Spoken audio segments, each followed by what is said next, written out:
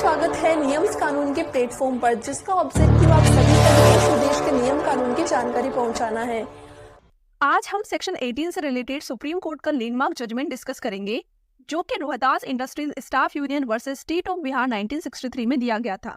Section 18 पर हमने एक डिटेल्ड वीडियो बना रखा है, जिसका लिंक आई बटन में आपको मिल जाएगा। अगर आपने नहीं देखा है तो एक बार जरूर देखिए।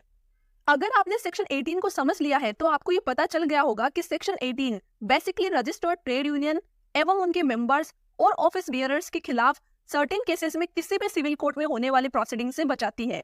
लेकिन क्या ये सेक्शन किसी ट्रेड यूनियन द्वारा कोई इलीगल स्ट्राइक करने पर उन पे होने वाले सिविल एक्शन से भी बचाएगा? ये आज हम इस केस के माध्यम से जानेंगे। अब आइए शुरू करते हैं इस केस के फैक्ट्स।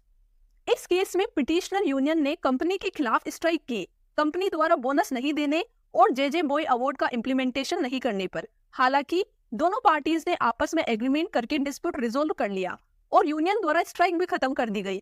लेकिन दो इश्यूज पर सहमति न होने पर दोनों ने आर्बिट्रेटर का सहारा लेने का फैसला किया।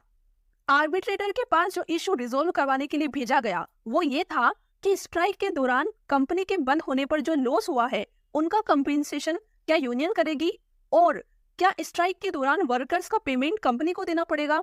आर्बिट्रेटर कंपनी के हक में फैसला सुनाती है और यूनियन को आदेश देती है कि वो कंपनी को होने वाले नुकसान की भरपाई करे। इस डिसीजन के पीछे का मेन कारण आर्बिट्रेटर ये बताती है कि यूनियन द्वारा किया गया स्ट्राइक एक इलीगल स्ट्राइक था, क्योंकि वर्कर्स ने इस स्ट्राइक को अपने अल्टेरियर मोटिव से किया था।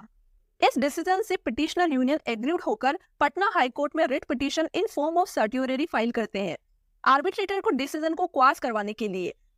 हाई कोर्ट में मेन इश्यू यही था कि क्या आर्बिट्रेटर के द्वारा दिया गया डिसीजन सही था।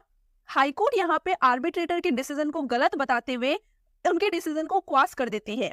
हाई कोर्ट अपने इस डिसीजन के पीछे का कारण सबसे पहले ये बताती है कि सेक्शन 18 ट्रेड यूनियन एवं उनके मेंबर्स और ऑफिस बियरर्स के खिलाफ किसी भी सिविल प्रोसीडिंग से इम्यूनिटी देता है, इररेस्पेक्टिव कि वो लीगल स्ट्राइक है या इलीगल स्ट्राइक। दूसरे पॉइंट में कोर्ट ऑब्जर्व करती है कि सेक्शन 26 में ट्रेड यूनियन द्वारा किए गए इलीगल स्ट्राइक के अगेंस्ट क्रिमिनल एक्शन लिया जा सकता है, लेकिन इस एक्ट में इलीगल स्ट्राइक के खिलाफ सिविल एक्शन लेने की कहीं बात नहीं कही गई है। तीसरे पॉइंट में कोर्ट ऑब्जर्व करती है कि सेक्शन 23 और 24 में दी गई ड्यूटीज जो कि ट्रेड यूनियन द्वारा फुलफिल नहीं करने पर उनके स्ट्राइक को इलीगल स्ट्राइक कंसिडर किया जाता है। वो ड्यूटीज जनरल पब्लिक के इंटरेस्ट में है, ना कि एम्प्लॉयर या फिर एम्प्लॉइज के। इसलिए कंपनी और वर्कर्स इस ड्यूटी के ब्रीच के लिए एक दूसरे के खिलाफ सिविल एक्शन रेज नहीं कर सकते। आगे कोर्ट अपनी फोर्थ रीजनिंग में आर्बिट्रेटर के डिसीजन को रेफर करती है, जहां पे आर्बिट्रेटर द्वारा यूनियन की स्ट्राइक को इलीगल स्ट्राइक डिक्लेयर कर दिया था, इस आधार पर कि स्ट्राइक के पीछे वर्कर्स का अपना एक अल्टीरियर मोटिव था। कोर्ट ये भी ऑब्जर्व करती है कि आर्बिट्रेटर द्वारा ये नहीं बताया गया था कि आखिर अल्टीरियर मोटिव क्या था, और अगर कोई अल्टीरियर मोटिव होता भी तो आर्बिट्रेटर को ये डिटरमाइन करना चाहिए था कि स्ट्राइक का मेन मोटिव क्या है। अगर वो प्रीडोमिनेंट मोटिव यूनियन के बोनाफाइड इंटरेस्ट को बढ़ाना था तो वो स्ट्राइक इलीगल नहीं होगी।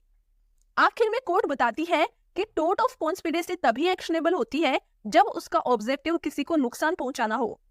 इन सब पॉइंट्स को कंसिडर करते हुए कोर्ट अपील अलाउ कर देती है। तो उम्मीद करते हैं आपको इस केस में क्लैरिटी हुई होगी। तो और ऐसे ही सेशंस के लिए आज ही हमारे चैनल को सब्सक्राइब कीजिए। Thank you.